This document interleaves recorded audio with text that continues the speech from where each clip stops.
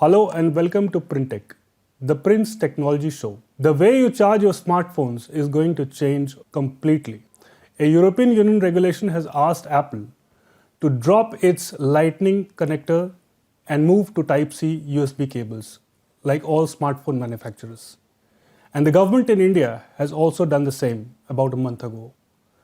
To shed light on that, how that changes the smartphone industry, how that changes the environment, and everything, we have the Print's technology journalist, Sahil Mohan Gupta, with us. Welcome to the Print, Sahil. Thanks, Anurag. So, what is this regulation and why so much of buzz? I mean, it's going to impact Apple, but it will always have that buzz. The regulation is basically mandating you have the BSCI certifications, so it's going to be baked into the rules that from 2025 onwards that all smartphones, in fact, there's a part of the regulation that even takes into account tablets and laptops. Should adopt USB TypeC, which we have seen has become quite ubiquitous across devices since around 2015. Right. So USB Type-C is the successor to USB-A, the big thing that we put into our PCs and whatever devices we used to use. And micro USB and mini USB were kind of descendants of that. USB Type-C was formulated as this one port to rule them all, which would do high-speed connectivity. It would be a reversible port, so unlike micro USB or mini USB, which you have to put at a certain angle, this was a reversible port. So it was conceived by USB. A lot of USB contributions are by companies like Intel and Apple. So USB Type-C, but was conceived without Apple being a major player. Apple actually at that time had been working on its own reversible connector, which became Lightning. It debuted with the iPhone 5 in 2012. Right. So Apple has had this resistance against adopting USB Type-C because it had its own port, which But Sahil, sorry to interject you, Yeah. but a lot of our viewers would want to know, in fact, what is this small little tiny thing that is making, why has it suddenly become so important? The shape of a pin that's used to charge a mobile phone. Why this kind of pan-Europe push, and then India being a huge smartphone market? What's the backstory? The backstory is manifold actually. Firstly, Type-C is now adopted by every manufacturer, literally every, like your latest Samsung Galaxy, Pixel. It's there on laptops now, all new laptops, including ironically Apple's MacBooks. They all support Type-C. The iPads are also supporting Type-C. Apart from the lower end models, all the higher end iPads are Type-C. See, the beauty of Type-C is that it is a very high speed port, so it enables really rapid charging, high data transfer speeds. Is it faster than Lightning? iPhone's Lightning cable? Yeah, it is massively. Massively Yeah. faster. So it is actually the better technology. It is, but Apple is so well entrenched in it. And usually what happens with Apple's devices, iPhones, and back in the day with iPods as well, usually there's an ecosystem of accessory makers who come around Apple's products, and they it could be like a speaker system that you just, like a speaker dock. We used to have all those speaker docks. Then now we have got cases that double as extra batteries, Right. which also hook into it, and then you've got fast charging solutions, third party cables. Lot of stuff is there, which is part of the design for iPhone program, Right. which kind of gives back a royalty fee to Apple.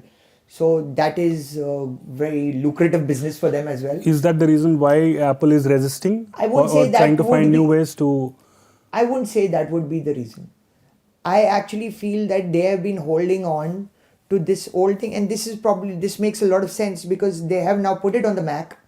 since 2016 the MacBook Pro was using Type-C. Right. So, and Type-C cables were used to charge it. Even on the lower end, iPad Air, MacBook Airs, and even the newer MacBook Pro models, even though they have gone back to the MagSafe connector, but you do get USB Type-C there, which also supports Thunderbolt, which is a faster data transfer protocol. So the only reason for Apple to hold on to this thing would be that one day they always had this plan that we will have a portless iPhone. That's something, and to tell our viewers, that's something that Sahil has mentioned in his last column in detail. Please do read it on the Print website.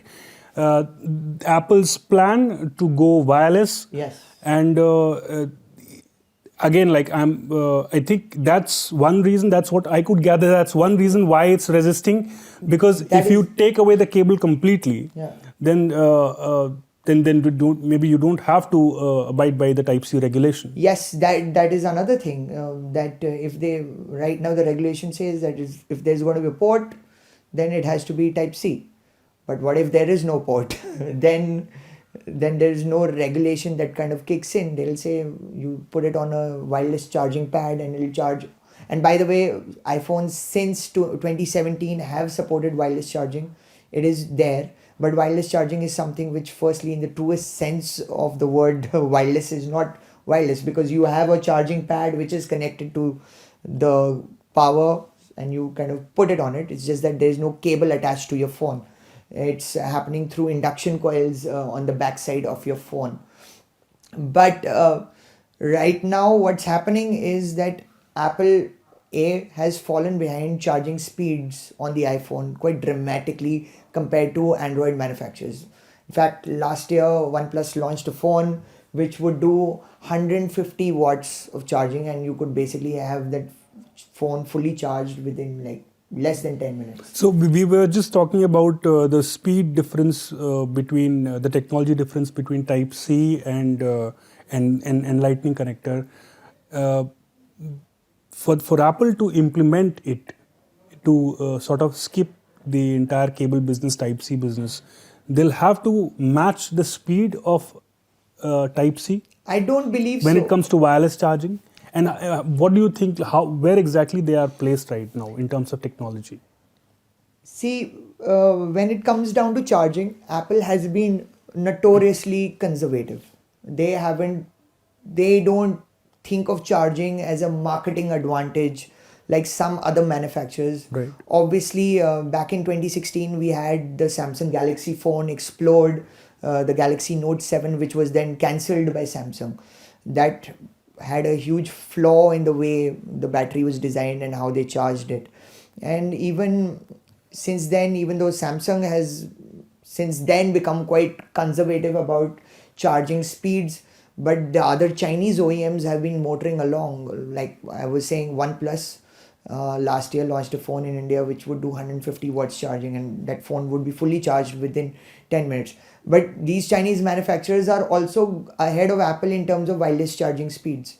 There are phones sold in China which have 80 watts charging, and the iPhone 14 Pro with the MagSafe charging protocol can just about do 15 watts. Sahil, can you please briefly tell our viewers what is MagSafe? So, and how is it contextual in this yes, in this entire Type-C? This is actually quite big because so Apple launched MagSafe as a charging protocol in 2020 with the iPhone 12. Now, MagSafe was a magnetic technology that Apple had pioneered in the late 2000s when they brought out new MacBook models, and the new first generation MacBook Air came out. Now, the entire thing about that was that you had this magnetic connector which would go into your port, and say if the wire was dangling, say on this table, and like my foot got in the way, the cable would detach and it will not take your laptop down. So it was a magnetic system, and it was really widely loved. But in 2016 and 2015, when Apple did a complete redesign of the Mac, then the laptop models, then they adopted Type-C. because Type-C was this one port which could do charging at a very high speed, and it could do great data transfer speeds, and it was a reversible port. So they dropped MagSafe completely from their portfolio. But then suddenly in 2020, MagSafe was reborn with as a magnetic puck that went right on the backside of your iPhone, and basically acting like a wireless charger using induction technology. So now a lot of innovation was done by Apple. The way there's a microcontroller inside the charger which does a bit of a software based handshake with the device, telling the device, okay, it's connected to a MagSafe compliant accessory. And MagSafe is just not meant for charging, it can be for a dock, where, like, say you're in your car and you have got one of those clamps that you sort of put so that the phone is in portrait mode. So and would it be wrong to say that it's a new ecosystem that's coming out? They have from completely Apple? built a new ecosystem, and a lot of accessory makers are already on that bandwagon. Now, what Apple has done is, so there is this Wireless Power Consortium, which is basically a full consortium of various smartphone OEMs. You have Apple, Asus, Samsung, everyone is there. You have all the components makers, all the manufacturers there. So they have their own standard, which has been the industry standard since wireless charging came about, and it's called the Qi standard. Qi, spelled QI. So I think that's the Chinese way of calling it Qi, but and it's been prevalent. Now Apple has contributed its MagSafe innovation to the next generation Qi standard that's coming out. Now, why would Apple, which is kind of the most secretive company in the world, which has possibly the most proprietary technology, share it, give it away for free? It basically wants that Qi should be, the next generation Qi should have a lot of MagSafe in it, and everything in a way should be MagSafe, and MagSafe becomes the industry standard. Now, around 2012, when Lightning came around, Apple wanted Lightning to be the industry standard, and it was just that USB Type-C won out that battle. And But Sahil, if it becomes industry standards, yeah, how does it translate into the business side of things? Business side of things, it will translate for Apple. It will translate, firstly, they will not get blindsided by regulation right now, because they are being forced to change things. Right?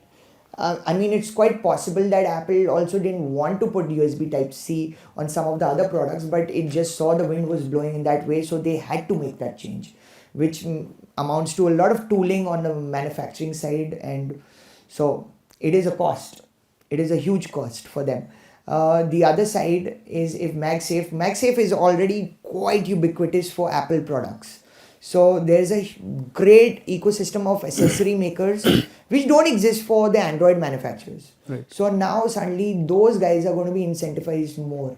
So you'll see more different kinds of accessories coming out for iPhones and other Apple products. So, and whenever I'm pretty sure this is going to happen. Obviously, it's not official news, but whenever it's going to be pitched at something compliant for an iPhone or a Mac or an iPad, it will be part of Apple's Design For program, which will unlock more proprietary stuff, and it will also have a royalty payment. But Sahil would also want to know, how exactly does all this sort of standardization of ports, how does it helps the sustainability cause? And or there's something called Life that I was reading. It's a program that that the Prime Minister himself is closely associated with, interested in, and it's to do with environment friendly stuff. So how is that all that going to happen with these ports being standardized? See, now if you buy an iPhone today, they don't give you the plug. Okay, they just give you the cable, right? And say if you don't have a plug already, then you have to buy something new. Right. But generally, all the plugs on one end are USB Type-C. Okay, And if you remove the iPhone out of the equation, every other phone is Type-C. Every other, unless you're buying a absolutely low-end phone which is still on micro USB, but like as technology progresses, That also would that will convert to- just kind of evaporate. By 2025, that will be done. So Lightning is the odd one out. It is the one which people are forced to buy, because now Apple doesn't even provide you the main brick, so you have to buy that separately.